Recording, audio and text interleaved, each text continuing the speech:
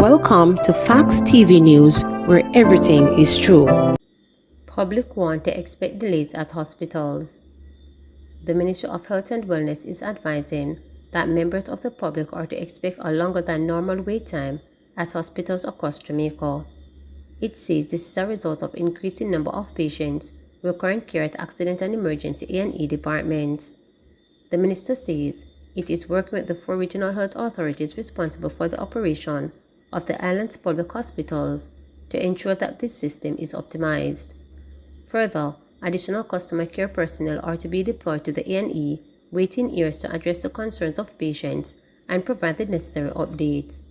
The health minister is asking members of the public to exercise patience during this time and crave their understanding as healthcare professionals work to ensure the best health outcome for all. U.S. resident Jones hours after landing in Jamaica. A U.S. resident who arrived in Jamaica on Wednesday morning reportedly drowned hours later while swimming in a river in Clarendon. He has been identified as 54-year-old Leroy Hill, otherwise called Tony, a welder from Avenue in New York. Information reaching the reporter is that Hill and his wife arrived at the Norman Manley International Airport on a flight from New York around 2:27 a.m. It is understood that sometime close to midday, he reportedly drove a motor car to Sutton River in Sutton District in Clarendon with a female friend. Police said the two reportedly went into the river and Hill got into difficulties. Residents, after several attempts, rescued him from the water in an unconscious state and tried to revive him. The residents also reported they tried to access the same motor vehicle he drove there to transport him to the hospital, but this proved futile. The police were summoned and on arrival, saw the lifeless body of the now deceased lying on its back, covered with bushes about 60 feet from the river. He was clad in black underpants, no shirt and a gold chain around his neck. The resident informed the police that with their efforts to revive Hill being futile, they covered the body with bushes as it was in the sun. The scene was processed and the body removed. The Chappaqton police are probing the incident.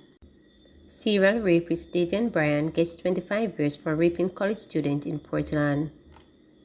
Serial rapist and abductor Davian Bryan, who abducted and raped 3 girls in St. Thomas last year, was on Tuesday sentenced to a maximum of 25 years imprisonment for another kidnapping and sexual assault of a female, this time a college student in the neighboring parish of Portland.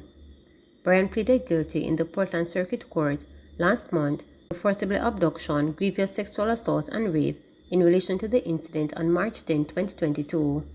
He was sentenced Tuesday to 9 years and 3 months imprisonment on count 1 of forcible abduction, 16 years and 9 months on count 2 for grievous sexual assault, and 25 years on count 3 of rape. The judge ordered that he should serve 18 years before being eligible for parole.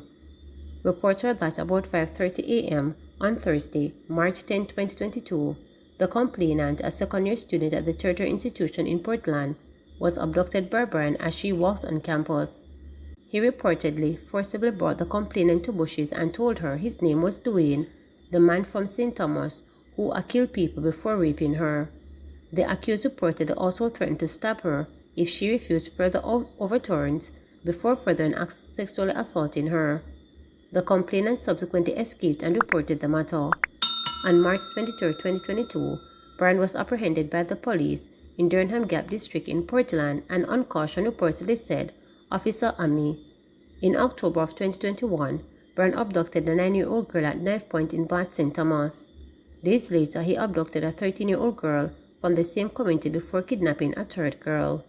In May of this year, Bryan pleaded guilty to 12 counts of rape, grievous sexual assault and forcible abduction in relation to the St. Thomas incidents, and was sentenced to a minimum of 8 years and a maximum of 23 years at all 12 counts.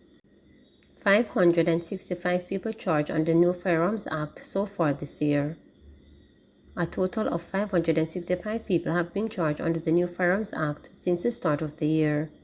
Speaking at a Jamaica Constabulary Force press briefing on July 4, Commissioner of Police Major General Anthony Anderson said cops have also seized 370 illegal guns to date. Commissioner Anderson said this reflects the mission of the Constabulary Force to tackle gangs, guns and gunmen.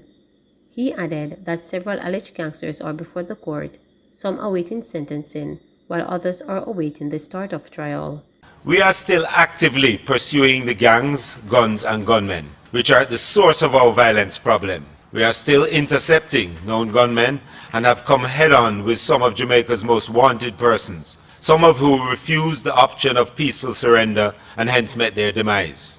The seizure of the 370 illegal guns for the first 6 months of the year, and the arrest and charge of 565 persons under the new firearms legislation, 490 of whom were charged for being in possession of a prohibited weapon, is a reflection of the relentless efforts of our police officers in this regard. With respect to gangs, we continue our thrust to disrupt and dismantle them. We await the sentencing of members of the Andre Blackman Brian-led gang, following the conclusion of the trial where Brian and 14 gangsters were convicted of 35 offenses. Additionally, there are 2 new gang cases before the courts, which involve 20 gangsters from the Ranco and Kings Valley Extension gangs. 18 will face the courts, as 2 of the members who were granted bail were murdered by other gangsters. 2 other cases are in advanced stages of investigation, which should see an additional 50 gangsters go before the courts. Security guard gets 18 years for slashing common law wife's throat. Security guard Elroy Griffiths, who pleaded guilty last month to the 2019 murder of his 50-year-old common law wife, Maureen Johnson, was sentenced to 18 years imprisonment. He will serve at least 12 years before he is eligible for parole. Griffiths, 53, had pleaded guilty in the Portland Parish Court on June 21. He admitted to slashing Johnson's throat with a knife at their Bull Bay home in Portland on August 20, 2019. The facts of the case, as outlined by Assistant Director of Public Prosecution Celine, were that, on the day of the incident, the couple had a domestic dispute.